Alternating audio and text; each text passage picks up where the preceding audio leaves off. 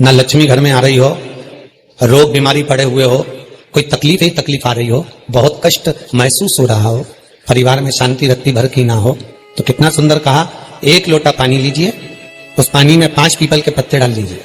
कितने पत्ते? 5। थोड़ी सी काली तिल्ली डाल लीजिए, थोड़ा सा हल्दी का गट्टा, हल्दी जो सूखी एक गट्टे में आती है ना, हल्दी की गांठ, उसका थोड़ा सा टुकड़ा उस कलश में डाल लीजिए। और जिस व्यक्ति का समय गड़बड़ चल रहा हो, लक्ष्मी नहीं आ रही हो, बीमारियां बनी हुई हो, दुख हो, तकलीफ हो, कष्ट हो, बस वो पानी को लेकर जाओ जिस व्यक्ति को ज्यादा कष्ट है, और पानी ले जाकर शंकर जी के ऊपर वो चढ़ा दीजिए। और जब शिव जी पे जल चढ़ जाए, वो 5 जो पत्ते आपने बेल उसके पीपल के डाले हैं, उस पीपल के पत्ते को उठाकर वापिस अपने ऊपर जल का सिंचन कर लीजिए महाराज।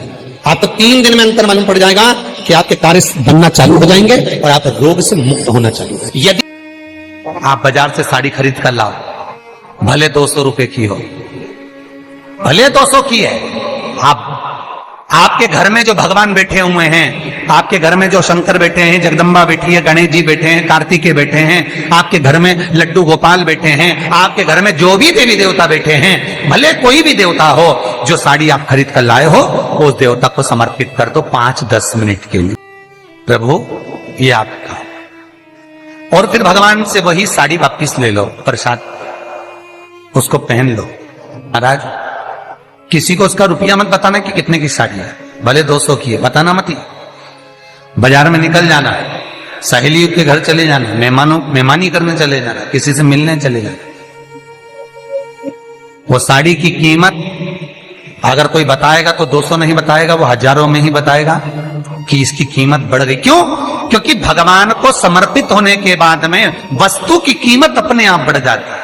जिस समय आप इस मन का, वृत्ति का, चित्त का मंथन करोगे भगवान के चरणों में बैठकर कि हे परमात्मा, और कई लोग तो ऐसे, उनका आज तक हनुमान चालीसा पढ़ना नहीं है, आज तक कोई चालीसा, चाहे गायत्री चालीसा हो, लक्ष्मी चालीसा हो, शिव चालीसा हो, पढ़ना ही नहीं आती, बस बैठ गए भगवान के सामने और पढ़ लिया आसन लगा के। नहीं नहीं नहीं, चालीसा पढ़ने का भी एक नियम है।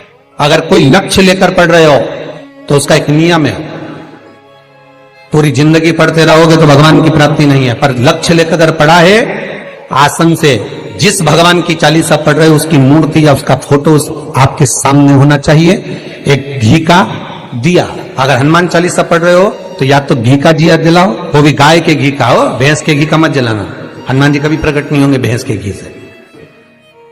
11 दिन तक प्रतिदिन 3 पाठ रोज करो।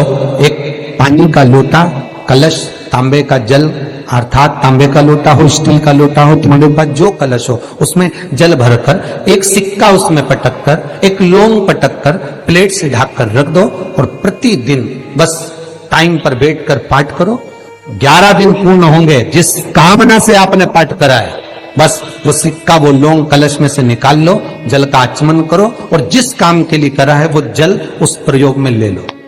उस प्रयोग, किसी से बात करने जाना है तो वो जल पी कर जाइए, कोई से हाथ मिलाना है तो वो सिक्का, वो लौंग अपने हाथ में रखिए, अपने साथ रखिए। कई लोग कहते हैं हम तो बहुत दिनों से हनुमान चालीसा पढ़ रहे हैं, हम बहुत समय से राम रक्षा स्तोत्र का पाठ कर रहे हैं, हम बहुत समय से ये कर, अरे तो उसको नियम से तो करो। भगवान शिव को नम गई। एक कोई वस्तु आपने खरीदी, कोई चीज आपने खरीदी, वो भगवान को पहले दे दो। यदि आप भगवान को दोगे तो उसकी कीमत अपने आप बढ़ जाएगी, उसका सुख अपने आप बढ़ जाएगा, उसका आनंद अपने आप बढ़ जाएगा, अपने आप। भगवान के सामने कोई वस्तु अगर पहुंचती है तो उसका स्वाद बढ़ गया। प्रैक्टिकल करके देखना, कहीं सियोर वाला महाराज झूठ तो नहीं बोल रहा, तो आज ही प्रैक्टिकल करना। थोड़ी सी कोई प्रसाद बना लेंगे, थोड़ा सा कोई प्रसाद, कोई आटा सेक कर, आज मत सेकना तो कल सेक लेना है। कोई आटा सेक कर शक्कर मिलाकर पंजेरी बनाना, दूध, दही, शहद, शक्कर मिलाकर पंचामृत बनाना। एक पंजेरी और पंचामृत सत्यनारायण भगवान के सामने रख देना, एक पंजेरी और पंचामृत शंकर जी के सामने रख देना, एक पंजेरी पंचामृत किसी भगवान के सामने रख देना, एक पंजेरी पंचामृत किसी भगवान के सामने रख देना और एक पंजेरी पंचामृत फ्रिज के ऊपर रख देना। एक पंजेरी पंचामृत कहीं रसोई घर में पड़े रहने देना, अलमारी पे रखे रहने देना, उसको भगवान के सामने मत ले जाना। तो तुम देखोगे कि जो भगवान के सामने, सत्यनारायण के सामने, शंकर जी के सामने, तुम्हारे भगवान के सामने जो तुमने पंजेरी और परसामत पंचामृत जो बनाया है उसको खाकर देखना, उसमें स्वाद बढ़ जाएगा। और जो फ्रिज के ऊपर रखा है, अलमारी पे रखा है, रसोई घर में रखा है, उसमें स्वाद नहीं आएगा। इतने इस टीवी के माध्यम से कथा को सुन रहे हैं, फेसबुक यूट्यूब से जितने लोग इस कथा को सुन रहे हैं, एक बार प्रैक्टिकल जरूर कर देखना। एक राम भाजी मतलब मिक्स वेज सब्जी, अन्नकूट की सब्जी, मिक्स वेज सब्जी, राम भाजी एक बार तुम बनाना और एक बार राम भाजी मिक्स वेज सब्जी अन्नकूट की किसी भगवान को भोग लगाकर खाना, दोनों में अंतर मिलेगा। जो भगवान के सामने मिक्स वेज सब्जी का भोग लगाया है, राम भाजी का भोग लगाया है, भगवान के सामने जो सब्जी तुमने अन्नकूट की रखी है उसमें स्वाद आ जाएगा भले। और बहुत ध्यान देना साहब, यदि कर्जा बढ़ रहा है, फिर निवेदन करूंगा, बहुत कर्जा बढ़ गया, पैसा चूक ही नहीं रहा है, बढ़ते जा रहा, व्यापार चल ही नहीं रहा है, कर्जा बढ़ रहा है और व्यापार घट रहा है, क्या करोगे? क्योंकि धन तो चाहिए कर्जे को चुकाने के लिए, आपकी खाने की नीयत नहीं है, आप किसी का 1 रुपया नहीं खा सकते क्योंकि आपने शिव महापुराण की कथा को सुना है। हमें नहीं खाना किसी का रुपया, अगर किसी ने दिया है तो हाथ जोड़कर वापस करिए, पर शंकर भगवान से कहना, भोलेनाथ मुझे ऐसी लक्ष्मी दे दे, एक बार का कर्जा चुकवा दे, ये कर्जे से मुक्त हो जाऊं, व्यापार ऐसा चलवा दे कि सारा धन चूक जाए, सारा धन ये चूके, हमें नहीं चाहिए किसी का। और विश्वनाथ ऐसी कृपा कर कि कर्जा चूके और तू ऐसा व्यापार चला दे, एक बार मैं भी शिव महापुराण की कथा करवाऊं, ये कृपा तू कर सकता है। जब तो चोर को कुबेर बना सकता है तो मेरे लिए नहीं कर सकता? पार्वती मैया लक्ष्मी को भी पूर्ण बना सकती है, तो क्या आपको नहीं बना सकती? शिव महापुराण की कथा में, अग्नि पुराण की कथा में और विष्णु पुराण में, तीनों में कहा है एक जैसी बात। दीपावली के दिन कर्जे से मुक्ति पाने के लिए, व्यापार की वृद्धि के लिए केवल एक काम करिए, केवल एक काम। महाराज, दीपावली की रात्रि को ठीक 11:30 से 12:30 के बीच में, मध्य बिंदु में, रात्रि को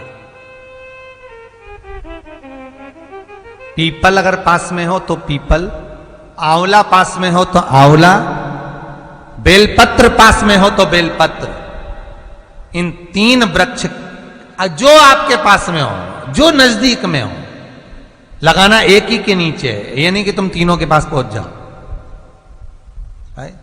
लगाना एक ही वृक्ष के नीचे 3 दीप अलग अलग, एक लक्ष्मी के लिए, गणेश जी के लिए, सरस्वती के लिए, 3 दीप घी के, एक फूल बत्ती का, 2 लंबी बत्ती का, फूल बत्ती मतलब गोल बत्ती का, और 2 दिए लंबी बत्ती के, घी के भरे हुए दिए, खाली नहीं, पूरा भरा हुआ दिया, उसमें एक एक कमलगट्टा, कमलगट्टा जो हवन में चढ़ता है, किराने की दुकान पे मिलता है काले कलर का कमलगट्टा, महाराज उस दिए के अंदर रखकर सबसे पहले गोल बत्ती वाला दिया हाथ में रखिए, हथेली पर जलाकर, और अपने स्मरण करो लक्ष्मी का, कुल देवी देवता का स्मरण करिए, अपने पूर्वजों का स्मरण करिए, कर्जा मुक्ति का भगवान से विनती करिए, और बाबा कुबेरेश्वर महादेव का स्मरण कर कर फूल बत्ती, गोल बत्ती का दिया पेड़ के नीचे रख दीजिए। दूसरा दिया जला हुआ उठाइए, उसकी बत्ती अपनी ओर हो, उसको उठाकर फिर अपने कुल देवी देवता का स्मरण करिए, पूर्वजों का स्मरण करिए, जिस भाव से दिया लगाने आए हो वो भाव को व्यक्त करिए, और दिए की बत्ती पेड़ की साइड कर कर रख दीजिए। तीसरा दिया उठाइए, अपने मन की कामना कर कर, जिसका कर्जा चुकाना है, व्यापार वृद्धि के लिए, संपदा के लिए विनय करिए, और उस दिए को जब उठाओ तो उसका मुख उधर का होना चाहिए, बोलते समय, स्मरण करते समय।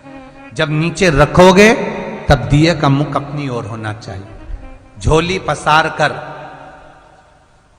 वृक्ष के नीचे प्रणाम करिए, नमन करिए और झोली को वापस अपनी ओर गिरा लीजिए।